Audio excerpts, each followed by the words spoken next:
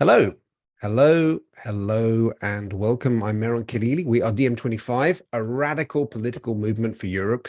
And this is another live debate with our coordinating team featuring subversive ideas you won't hear anywhere else. And today we're talking about scandal at the heart of the EU. Yes, recent events have shone a light on the dark side of the EU institutions. First, we have Qatargate, an extraordinary story of corruption and organized crime in the European Parliament that exploded just before Christmas. 4 individuals, including Greek MEP Eva Kaili and former MEP Antonio Panzeri, have been arrested as part of a probe by Belgian authorities. They stand accused of receiving gifts from Qatar and Morocco in exchange for influence on the European Parliament.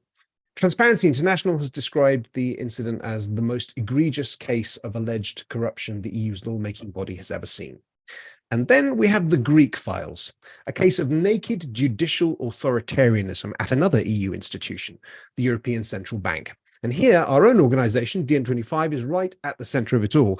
Several years ago, we launched a campaign to push the ECB's unelected officials to be more transparent in decisions that affected the lives of millions of Greeks. And now the ECB are demanding over 20,000 euros in legal fees from us. Their goal, to deter anyone who dares request information that should be accessible to all Europeans in the first place. So what's going on? How did we get here? What are the wider implications of these scandals? Because it might feel a bit like inside baseball, but it really isn't. And what can EU citizens do to get the transparent, accountable institutions they deserve? Our panel, including our own Yanis Varoufakis, investigates today. And you, 110,000 of you are subscribers on YouTube. Please click on that bell icon to get notified whenever we publish a new video, if you haven't already. Some people were saying that they don't get a notification, so please rectify that if you can. And for this live stream, if you have rants, questions, comments, thoughts, concerns, anything you want to throw at us, put them in the YouTube chat and we'll put them to our panel. Let's kick off now with Yanis. The floor is yours. Thank you, Meron. I hope my internet connection holds up. It's been playing up. Maybe there is an element of corruption here, including Greek Telecom, which is Deutsche Bank. Deutsche Telekom, by the way. Okay, so let me start with 3 basic points. Point number 1, every capitalist political system is corrupt by definition. Because let's not forget that the state emerged out of feudalism and then it evolved under capitalism. And as a set of institutions, the point of which is to stabilize the pattern of exploitation, the pattern of extraction of value from people who produced it to those who are usurping it. So there's no capitalist political framework that can be anything other than, to some extent, corrupt. That's point number 1. Point number 2, the European Union is much deeper steeped and stooped into corruption because it's not even a standard state. It is a cartel of big business. It started life as a cartel of big business. It doesn't even have the checks and balances that a normal state has. There's no way we can dismiss von der Leyen, really. There is a whole political system that is created in Brussels outside the democratic process. We have not selected her. We have not selected the Commission. We have not selected. The only people who have selected is the European Parliament, which actually does not have the right and doesn't have the power to legislate. Now, the third point is that if you look at the way in which the power to distribute huge quantities of money in Brussels, in Frankfurt, if you analyze it, even very epidermically, you come to the conclusion that it was created to be maximally corrupt. When you've got 20, 30,000, 40,000 maybe, professional registered lobbyists in Brussels, whose job it is to peddle influence, to wine and dine bureaucrats, MEPs, members of the European Parliament, in order to cajole them and in order to push them in the direction of particular policies that benefit the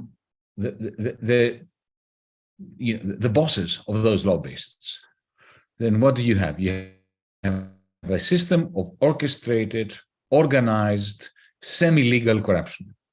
The only duty of a member of European Parliament regarding these relationships with lobbyists is to have a register, to have a book in which they say, well, on Wednesday afternoon, I met at 3 o'clock this lobbyist. You have no obligation to say what you talked about, what it is that you gave them in return for what. Now, if you add to that, that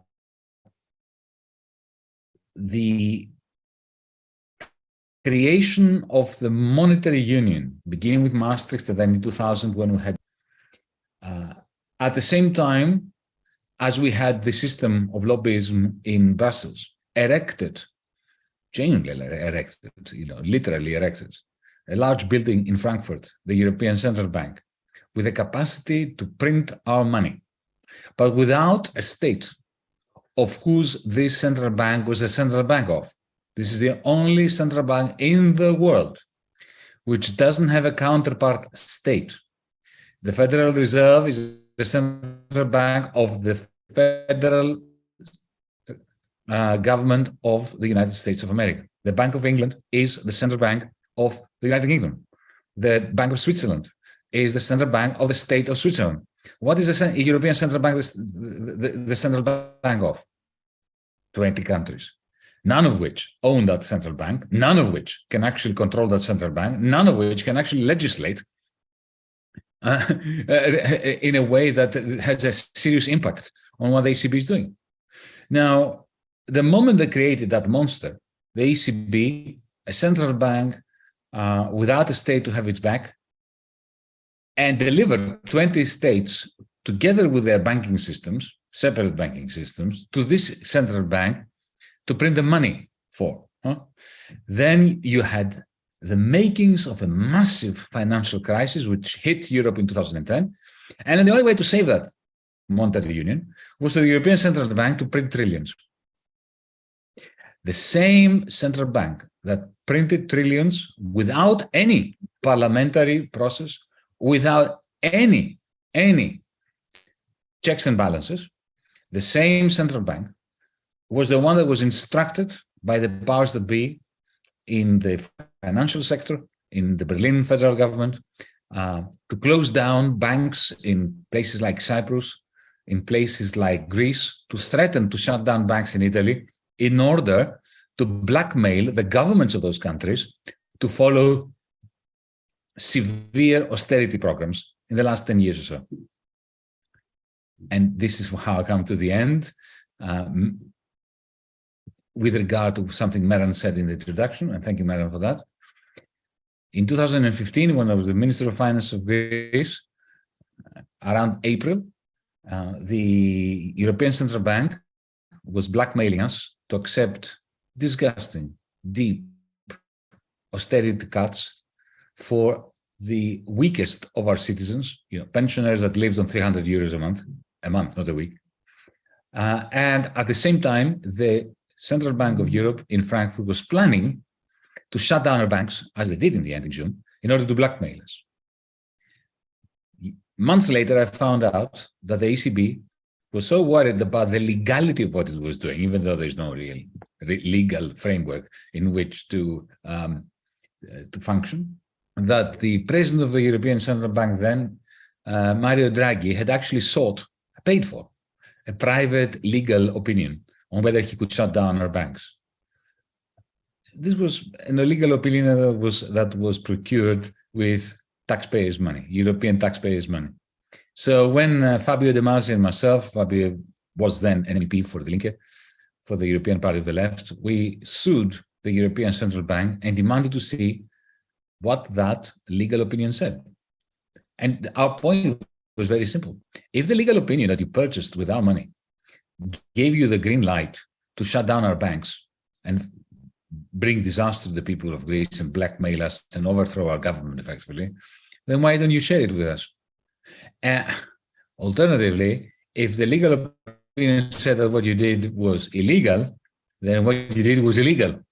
So we have a good reason and a good cause to find out that what that legal opinion said.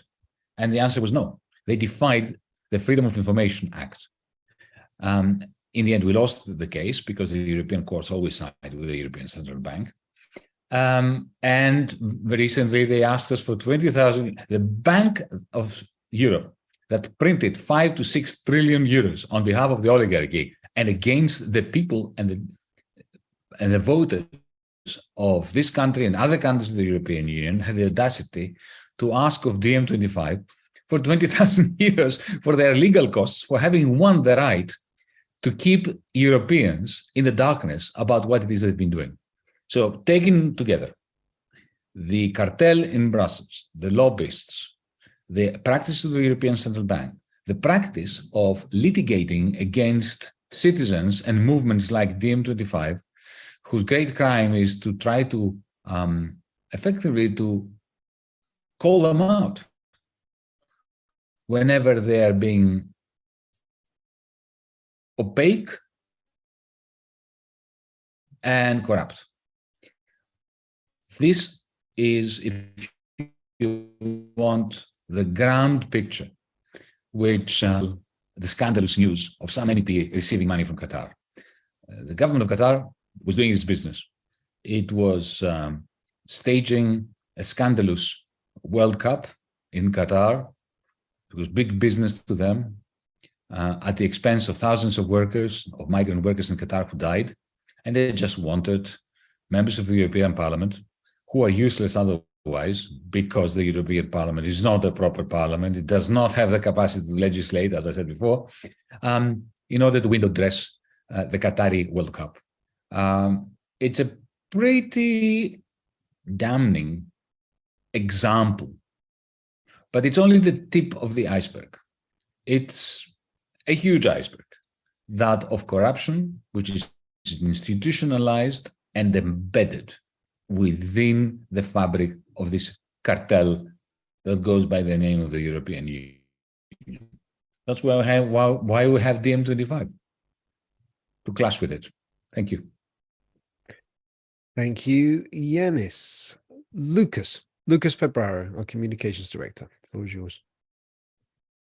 Thanks, Matt. And also just a reminder that in the wake of what Yanis just mentioned, of this ridiculous demands of the ECB to try to demand these 20,000 euros from us, we've relaunched the campaign actually to calling for the release of the Greek files, which originally involved a petition, which has now been relaunched. And if the link is not in the chat already, I'm sure it will be. So if you haven't signed already, please do. Look,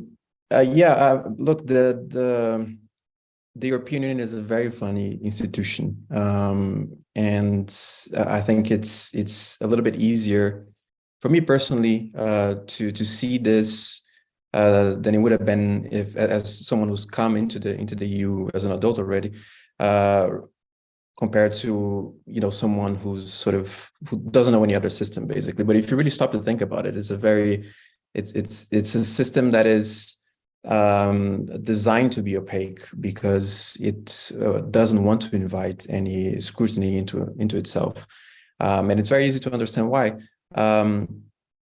If you look at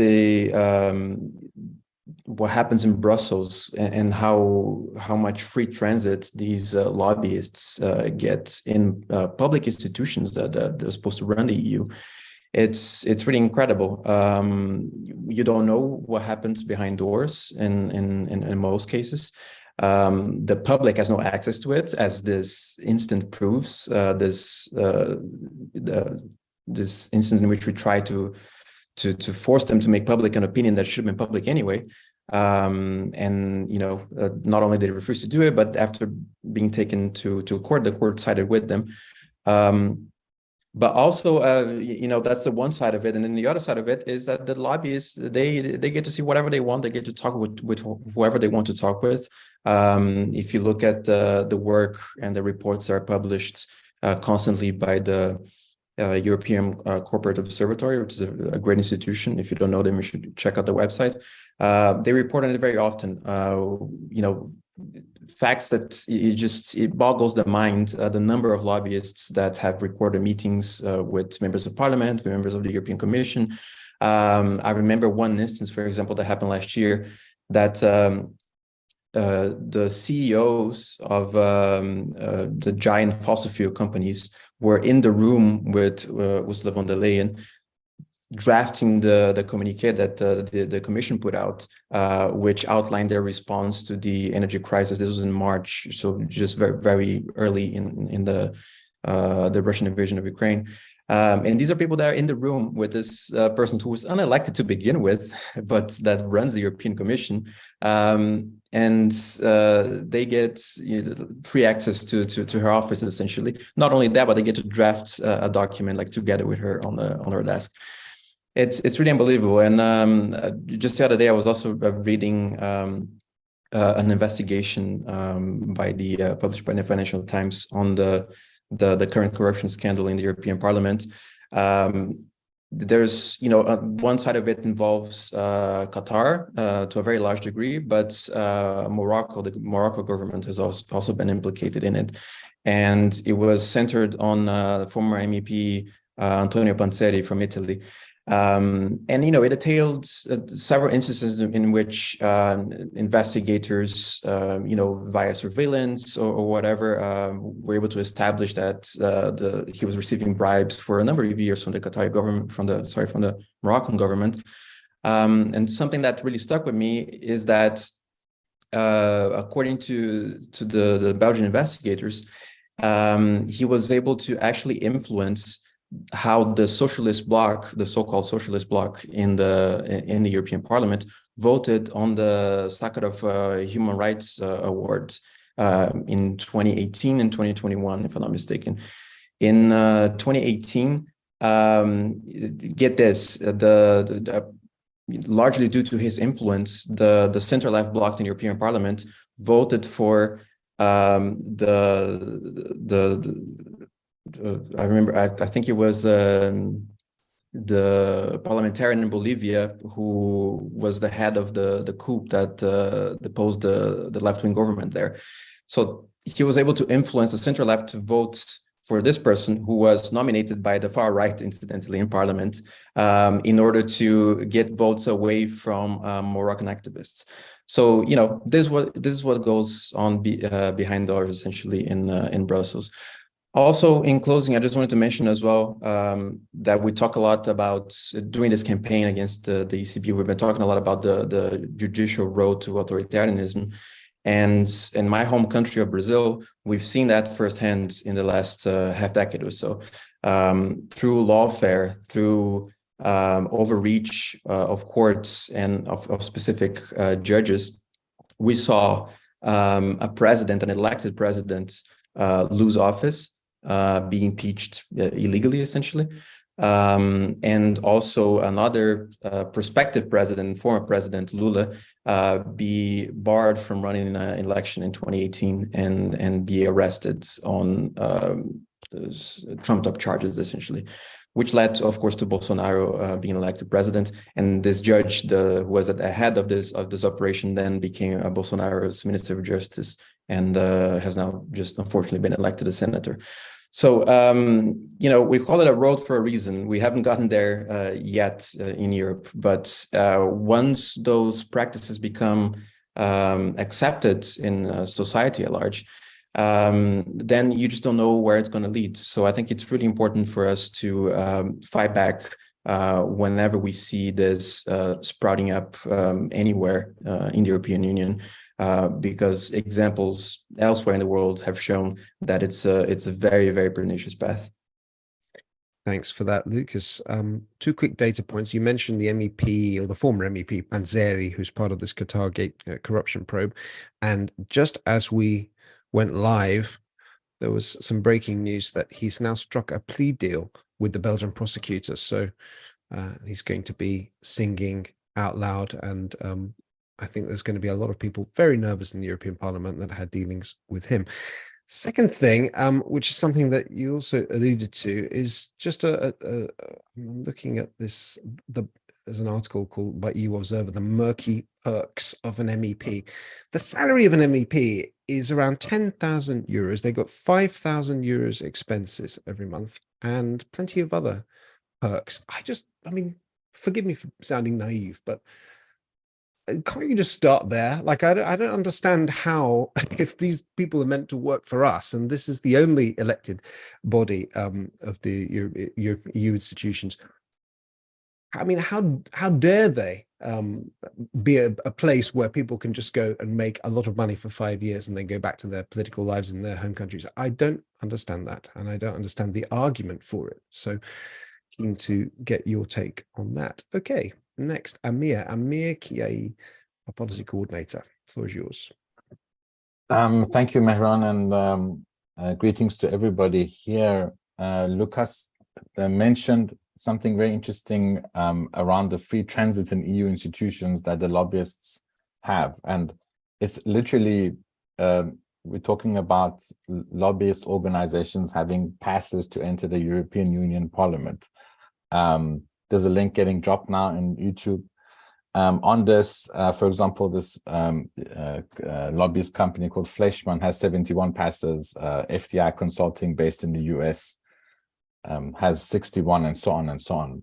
So we're talking about thousands of European Parliament passes that are in the hands of these lobbyist organizations. But of course, this issue of corruption, and everyone is aware of this, doesn't extend only to the topic at hand. It also, we saw this in the Netherlands with one of the biggest scandals to date being the childcare scandal, the Toeslag affair, where between 2005 and 2019, and this is a 14-year period, approximately 26,000 parents were accused of making fraudulent benefit claims, and they were required, without any real due process, to pay all the allowances back, and that led to severe hardship for families, including social services separating parents from their children. There's still more than 1,000 children who haven't seen their parents, even though they're being cleared of this post the revelation of the scandal. And this fraudulent issue was purely based on names and nationality. So if you had a funny sounding name, take mine for example, you would get flagged, for for further review and slash that you have to pay everything back. So this is race-based scandal, and this still hasn't really been resolved. It led to, in a way, a change of government to some extent, because there was such a huge scandal. But of course, the same people stayed on, and the new fourth cabinet of Mark Rutte. And the victims are still not seeing their children. They're still in financial difficulties. They had to take on debt to pay the government back. And of course, this is known that this was all incorrect.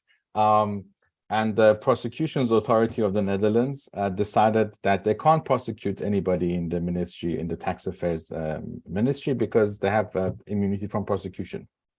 So there's not even justice being served, if you like, in that way by the system.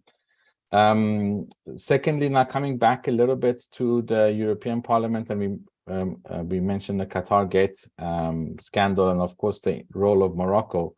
And again, this was quite visible from the discussions that we had when I had the honor of being with the Sahrawi population and the Sahrawi refugee camps in Algeria.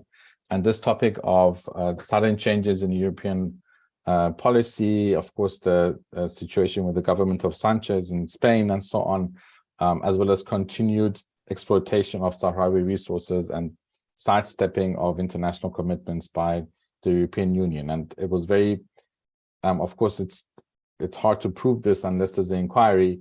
But again, that the European Parliament also voted down including Morocco in the investigations at the moment, December 2022. So it might be that there's still, as was mentioned, the top of the iceberg on this issue, but of course these eventually do come out. And lastly, we've talked about, public governments and so on, but there's also corporations.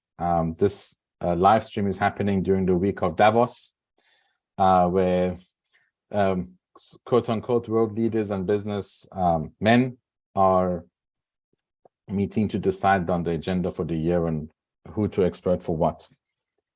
Now let's just take an example. Now everybody that's watching and listening, this is aware of the mining activity of RWE in Lüderitz in Germany, and how that huge graphic of that giant machine tearing the earth and the 35,000 activists that are trying to block it. However, just bearing in mind the extent of corruption is that HSBC, for example, made a $350 million loan to RWE, again, a secret loan without very little public disclosure around this and so on. So we can start to see the linkages and the movement of money and capital. If you like, you take Davos, you take the parliament and so on, you piece it together. And but of course we all know. But we'll hopefully later on in the call jump to what we can do to counteract this. Thanks. Thank you for that, Amir. A couple of comments from the chat. Adrian says, where is the democratic transparency to EU citizens when the minutes of EU Council, EU Commission and ECB meetings are not published for our review? True, and it's something that we've campaigned on since the very beginning. Alexander says, lobbyists are just doing what they're paid to do. So the real question is how to stop decision makers from agreeing to their demands. And someone else says we need to be concentrating more on the EU Council, which consists of our directly elected representatives who have the power and who give direction to the Commission. Thank you, guys, for your comments. Juliana Zita from Germany, floor is yours. Thank you, Mehran. Hi, everyone.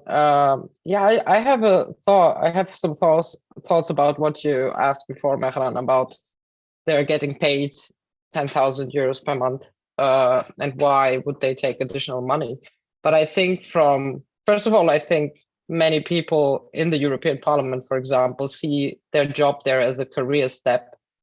They don't know if they get elected again after 5 years. So many of them try to make the best out of it. They go there to network, I think to get to know people from the industry where they can work later on.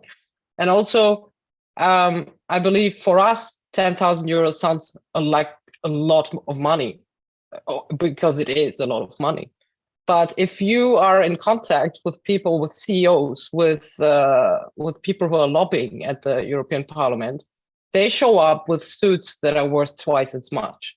So I think that then you have this situation where you, as a parliamentarian in the EU, you are looking to the next pay grade, which might be in a company with a better payment, and then they secure maybe later on a job. Like it happens in Germany. You have Sigmar Gabriel from the last government who ended up in a big company.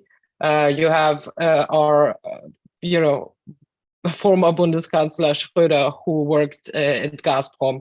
I mean, he lobbied a lot for Gazprom during his time as a Bundeskanzler and ended up there working after he finished. And I think this has become so normal everywhere. Like Jana said, it's everywhere in the political landscape. I don't think there is a country that is an exception. And it isn't even that scandalous anymore. We have just recently in Germany the finance minister Lindner, who is facing maybe to lose his immunity at this point because he gets investigated. He took a loan from the bank, I think 3.5 million euros, to buy a house, and in exchange he recorded a video for them. And now it came out, and now he gets investigated if that's related to the money, if he has a relationship to the bank. And it was in the newspapers, but the reaction from his own party, there was no, even parties who are in the opposition, maybe, I mean, like the CDU takes the occasion to criticize that. But now you have voices who are criticizing that he gets investigated in such a time where it's so important that there is some political stability. So they're twisting it and turning it into something that is now not so important. And so people get numb for it. They're like, okay, all politicians are corrupt. It's always just a career. And this is how I think we lose, also many people lose trust in democracy further. It's like a cycle that goes on, and you lose the trust of the people that there might be a party at some point where people are not like that. And this is what we realize if we approach people as a new party. They're like, in the end, everyone is the same. Once you get in power, you will be bought. And yeah, this is of course a huge problem.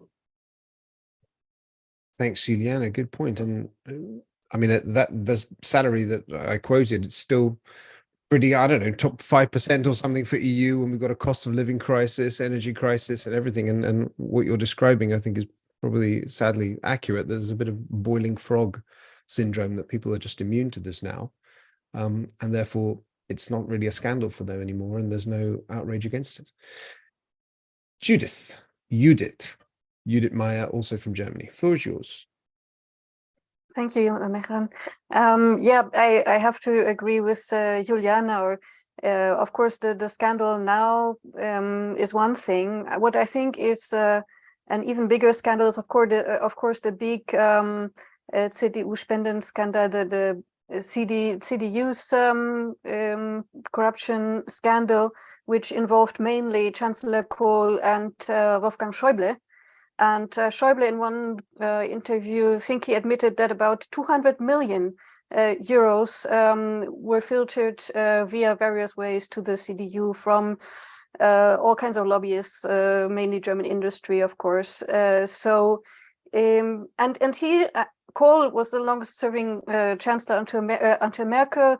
Schäuble is, I believe, the longest-serving politician in Germany at all. Neither of them have faced any kind of consequences. The only one who had some amount of consequences was the guy who served as the middleman.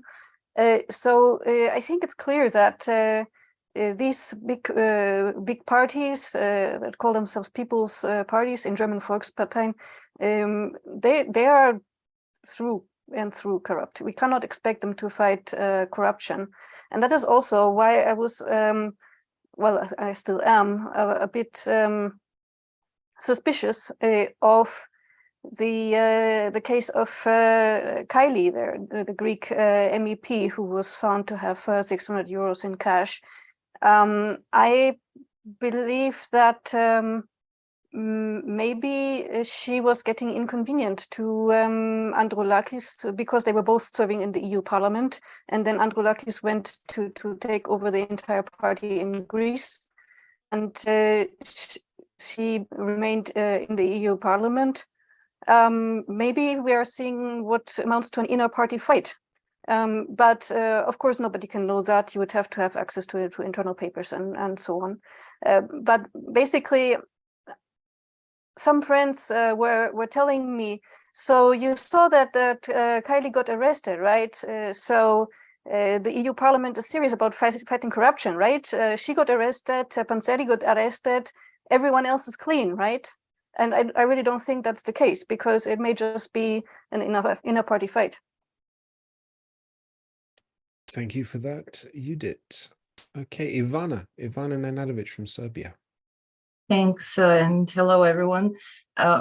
This European Parliament scandal and bags of money in the hotel room reminded me of good old times during the 90s and right after Milosevic was thrown down, when money was taken to Cyprus in suitcases. And this was a famous scandal, or affair, as we call it, because we have many of them, suitcase. So as Lucas said, something similar happened here with our Minister of Foreign Affairs, now Minister of Internal Affairs, was the guy who actually carried the bags. So this is exposed for 20 years. And similar thing is now going on in Montenegro. I'm sure Dusan will have to say something about that. Corruption is a huge issue in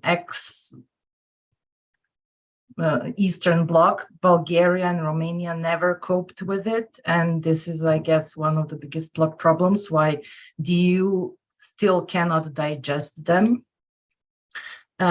Croatia, which is a newly joined member of the Eurozone, and the Prime Minister paid von der Leyen a coffee in euros. Everybody clapped and everybody was happy. Croatia is proud of its legal system, for example, because most of their ex-government members are in jail now for various corruption affairs. But it doesn't prevent these scandals to go on still. But it does help to have a legal system which is actually working, because as everybody before said, there is no legal ground even to prosecute these non-elected people and bodies. So what happens, and this is this boiling frog syndrome that you've mentioned, is the scary part, because corruption gets normalized from this top polished high level to the very micro level of everyday life, from privatization of the national post office in Serbia to, parking ticket or a doctor's appointment. Everything can be sorted out if you give some cash. Sometimes it's like 10 euros and it can go to 150,000 euros, as we saw in these bags. So what DiEM, besides its policies and how we would do things differently, is also talking about not making it normal, not just brushing off big affairs, because of course that is happening, because that's what you will hear from people outside, I mean on the streets, and also trying not personally to participate in these daily corruptions, which are like, getting sorted your parking ticket. Thank you. Thank you for that, Ivan. And something you touched on there, which I think we could also think about a little bit, is what effect does all this corruption have on people, on the inner workings of the EU, in the case of these EU scandals that we've been talking about? I mean, the journalist Wolfgang Monchau, he writes that the scandal will cause massive damage to the EU's reputation and to the credibility of its rule of law policies in particular. How can it justify withholding EU funds from Hungary on the grounds of misappropriation of funds when exactly the same is happening at the highest level of the EU itself? So we see that it's undermining even the inner workings of how the European Union is supposed to work. And then just on the street, I mean, if the average Joe sees his elected leaders taking bribes, money, graft, etc., he thinks, well, why should I follow the law when they're not doing it? And it starts from the head and rots the whole fish, as they say. So it's incredibly damaging, just at a psychological level and at a political level, beyond just the ethics of it. Okay, who is next? Dusan Pajovic from Montenegro. The floor is yours. Thanks. So as Ivana said, corruption is pretty much a trademark of Montenegro for the last 34 years, so much that it can be our touristic destination of its own. We can make a museum out of it. So that's why actually I won't talk about Montenegro today, because we can make a whole separate live stream out of it. What I want to bring up is a certain connection of corruption, capitalism, and human psychology. So there is this important aspect in social psychology, which is called social dominance orientation, or the belief that hierarchies are something that are natural, necessary, and righteous. Basically, that construct, that psychological construct, is one of the core beliefs of capitalism. And if you believe in that, if you believe in capitalism, then corruption is going to appear no matter what you do, because it's a psychology that you deserve more than someone else. And why shouldn't you take it then? Because it's your quote unquote freedom to do it. And we want eradicate, abolish the corruption in capitalism. There is no way to do it. I don't believe it, in it at least. We need a whole different system that is going to abolish hierarchies, and then people won't feel like they deserve so much more than the others. I think that's the very core idea behind it.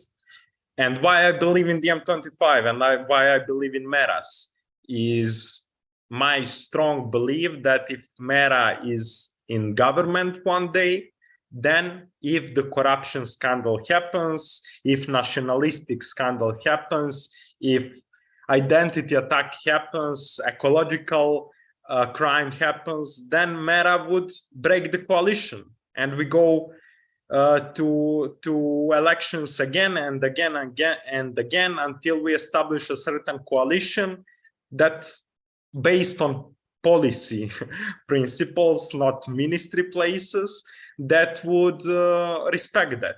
And if we don't establish it, then we just go in the elections again until we become absolute majority or until we end up without any MP. And I would be willing to make that sacrifice if the society asks for it. Yeah, Dusan. And if you would like to join DiEM25, you out there, it's very simple. Just go to diem25.org/join. And in a few minutes, you can be a member and support what we're doing. Johannes Fair from Germany. I know you're having some camera issues, Johannes, so we're anticipating that if necessary. Go for it. Thanks. Let's see what happens. Hardware problems, but not of your concern as you are watching out there. I actually wanted to make a similar point that Dusan was already making. I think Juliana has mentioned something that is very normal, I think, in German politics and in European politics and in politics everywhere under capitalism, as has been mentioned before. Taking the example, for example, of Sigmar Gabriel, who is a social democrat, who was the leader of the party in Germany, was a minister under Merkel, and who went out of office. And already during his time, that should be mentioned, right? These kind of politicians, there's some transparency in Germany about it. It's completely legal for them to go to any companies and do talks there and get over 10,000 euros for 1.5 hours to give a talk there. This kind of stuff happens all the time. As well, it is very legal in Germany for big companies to give millions of euros to parties. The conservatives, the liberals especially, are getting a huge amount of money every year from companies that they can, spent on their party propaganda and whatever they like to. And this is completely legal. It is actually, if you look at it, it is legal corruption. And it is not even a scandal that this happens. It's completely normalized under the system that we live in, although it is, of course, corrupting power and making the decision makers, they are freely elected in our system, but then highly influenced by this to kind of keep this system running by the people, the few that are interested in keeping it running like that. So I think when we move to how can we actually change that on a big scale, then of course we are talking about changing our economic system, changing our financial system, changing our political system. So those big ideas that we are also talking about in DiEM25 and developing together, for example, real democracy that cannot be corrupted by this kind of power structures. For example, you could make as one step it illegal for parties to be financed that way. But of course, this still doesn't take away, the money finds its way. So if you overall want to solve that problem, you need to make sure that there is not something like oligarchs that have so much more money than anyone else and that can influence politics like they can do today. My camera was holding off, so good. I'm happy about that. Back to you, Mehran. Thank you, Johannes. And you touched on something important there. I mean, the need for a whole systemic shift, basically, to address this issue. But I'm interested also to know what you guys' thoughts are on what needs to happen in the short term right now with the system that we have. For example, as a result of this Qatargate scandal, there's been last week the European Parliament put some proposals forward for internal reform, and it just sounds like more bureaucracy. They're going to create new positions, another a commitment to reform the EU. Yeah, I mean, it just sounds like adding more bureaucracy to the existing system. What do you guys think needs to happen in the short term to be able to at least demonstrate that they are serious about tackling these issues? Juliana Zita, and then we'll hear from Yanis. Juliana, go for it. Yes, I think I need the answer to that, Yanis. I just wanted briefly to mention something, because in Germany, for example, it's really obvious that whenever a left politician has a scandal, a corruption scandal, no matter how minor it is, the press would make sure that this person will be cancelled and will have to withdraw in a very short period of time. So I just want to say the press has the power to highlight something so much and so drastically that people would really see the problem, and they would build an opinion on it, and they would then say, yes, this person has to step down. And it's in Germany, it's really evident that never happens to liberal or right-wing politicians, but it happens only to the most left-leaning politicians. And I think that the press could really help with corruption a lot, and that if investigative journalism was much more pursued these days, that would make a difference in the system, or that is the only thing that could really make a difference on a big scale. But with the press being very quiet about most of it and doing just what they have to, it's really difficult to fight against this. And as Dušan also highlighted, of course, it's impossible to not have any corruption within capitalism. Thank you, Juliana. Good point. And the hollowing out of journalism and as an industry, and the fact that investigative journalism is the most expensive type of journalism, I'm sure has a role to play in why they're not doing their job there. Yanis, floor's yours.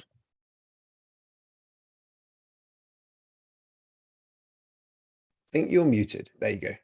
Yeah, a rookie mistake. Okay, let's start with Kylie. Why was she caught? It's for the reason that all mafiosi get caught, because there is infighting within the mafia. It's never that the police have done something remarkably clever and smart and courageous. I have no doubt that somebody was within the organization, this network of corruption, got peeved with Lee, her partner, her friend, I don't know what, and dobbed her in. It's really very simple. The fact that there's absolutely no indication of any probe. Remember, in Europe, we don't have the equivalent of the FBI. It's just Belgian police, as if they have the capacity to follow, these suitcases of money in Brussels. Okay. Oh, by the way, Judith, it's there's no way that Androulakis was behind this, because he got damaged, the leader of PASOK, to which Kylie belongs. If he had any inkling that this was going to happen, he would have simply gotten rid of her. That way, he would have come out positively. By exposing her, no. It's an intra-mafia dobbing in process. Okay, now, comrades, we live in a Europe that is divided between North and South, East and West. We know that from the very beginning of the European Union, there's been a clash of moralities, which is completely epidemic and completely incredulous between the North and the South. Now, one between the East and the West is also developing, especially with the Ukrainian war, where the Easterners are presenting the Westerners as corrupt and gullible.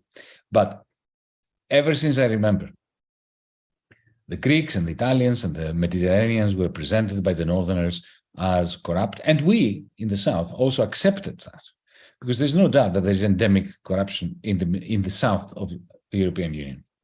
But it is low-level, petty bourgeois corruption. It's cheap corruption.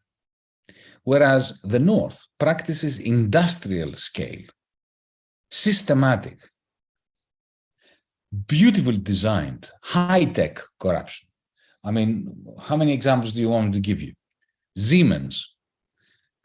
20 years ago, the FBI caught Siemens having bribed hundreds, if not thousands, of politicians across Europe to adopt the Siemens electricity and telecommunication equipment.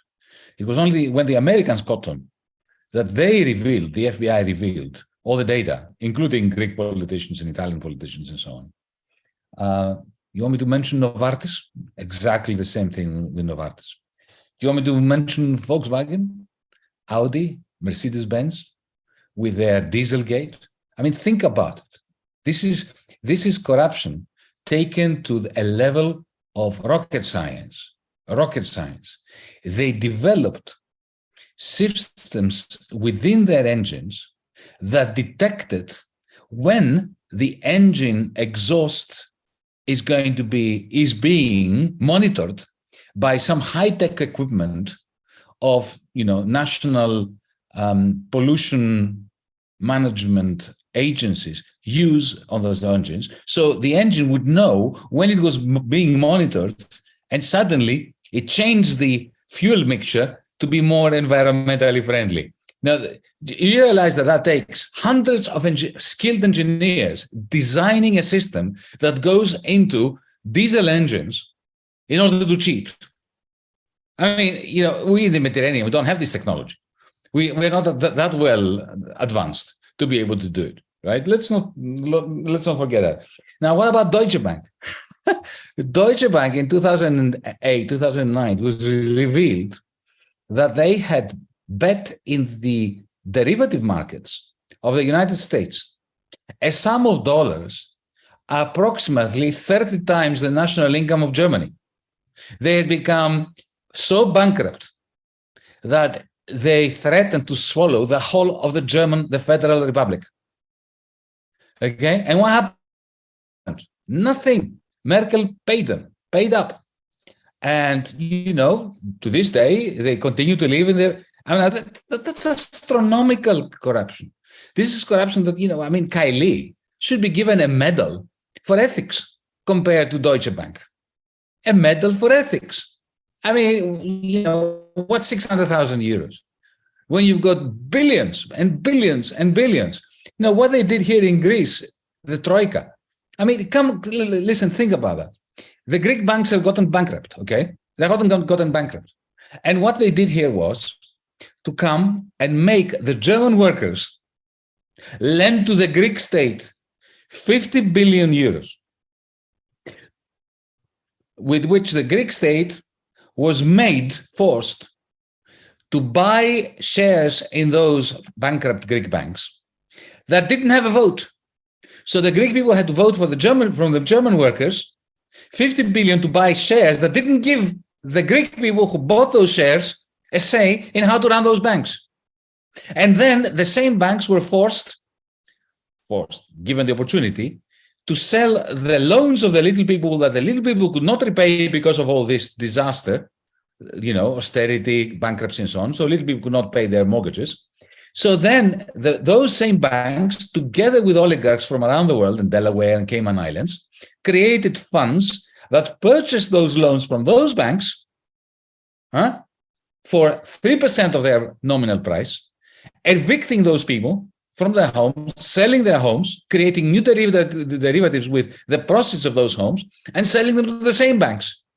Now, again, it takes extremely sophisticated financial engineers and lawyers who get paid huge quantities of money to indulge in what I just described, which is nothing short of the mother of all corruptions with taxpayers' money. Think of the Greek airports again. 14 airports like Santorini and Mykonos, airports that cannot just not have huge profits, because everybody who's got to Mykonos knows what I mean, right? They took these airports, they gave them to Fraport, a German company, for zero money, on the basis of a loan that the Greek people were forced to give to Fraport. And during the pandemic, we gave them 180 million euros from money we borrowed from the European Central Bank to cover for not the costs of those airports, but for the profits they would have made if there was no COVID-19. And this, did the European Parliament agree with that? No. Were they asked? No. Were they told? No. But even if they were told, they would have already been paid off to turn a blind eye. So, okay, that was the second point. The third point, somebody in the chat said, but hang on, guys and girls, you say that there's no democracy, that you can't get rid of them. The European Union Council, well, it's made of elected heads of state and heads of government, yeah? And even Ursula von der Leyen and the rest of the vegetating in the Commission, they've been appointed by elected government. That's all correct. It's all correct. And it's also irrelevant. Because let me tell you this, I've been in the Eurogroup, I've been in the ECOFIN, I've been in the European Council. I'll tell you how it works. You go in there, 28, 29 people representing different countries. You are democratically elected, okay? The decision has already been made before you go in there of what you're going to decide. If you're really tough, like I try to be, you veto it. But then, of course, after 6 months, you're no longer a minister. So you keep your mouth shut because you don't want to lose that position. And in that council, no one agrees with the decision that's been made. No one, not a single person. Believe me, not a single person ever. If you speak to them individually, they say, yeah, it was crap, what we decided, yeah? And then they come out and they give a statement to the press that they've all agreed on that. They don't even know what they agreed on, more or less. And they go home. The Italian goes to Rome. The Greek goes to Athens. The German goes to Berlin. And there, they blame it all on the European Union Council, to which they were a member. They say, what could we do? I couldn't go against the grain, against Europe. I couldn't go against Europe. I had to agree. Nobody agrees with that, with what they agreed to, okay? That's how the European Union works. That's why I called it a cartel. So, in other words, you are part of, when I was a member of the Greek government, I could have been overthrown next day by the Greek parliament. I could have been overthrown by the Greek people in the next general election. The Greek people could withdraw their support to us.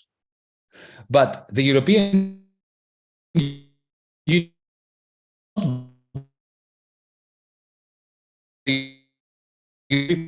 can dismiss the Pole. The Germans can dismiss the German. The French can, but the European Union Council that makes all these decisions cannot be dismissed by the Europeans. You realize that? So nobody takes responsibility for what it does. Nobody agrees with what it does, and they all blame it on Europe. So when something good happens as a result of the European Union Council, everybody is part of the glory, right? When something goes wrong, nobody takes responsibility. That's not a democracy.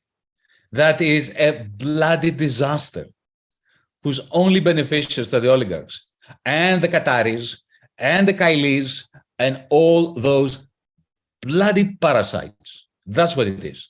So what is DiEM proposing? Well, from day one, February 2016, when we created DiEM25, what we proposed was transparency everywhere. Let's live stream the bloody meetings of the council, of every minister's gathering. I would say every time any MEP, I want perfect surveillance, exactly the opposite of what we are demanding from citizens. We want citizens to be protected from surveillance. We want full surveillance on officials. You get elected, you get surveyed. Every meeting you have is live streamed. Now, how about, I know it sounds extreme, but I'm exaggerating to make a point. All the important meetings, all the fora, like our parliaments, are being televised. Why isn't the European Union Council televised? Why isn't it ECOFIN? So this is the first thing we said. And then, of course, beyond that, all power to Europeans. Constitutional Assembly, have a parliament that actually works as a parliament. The things that are never going to happen now. Because, folks, let's be honest with one another.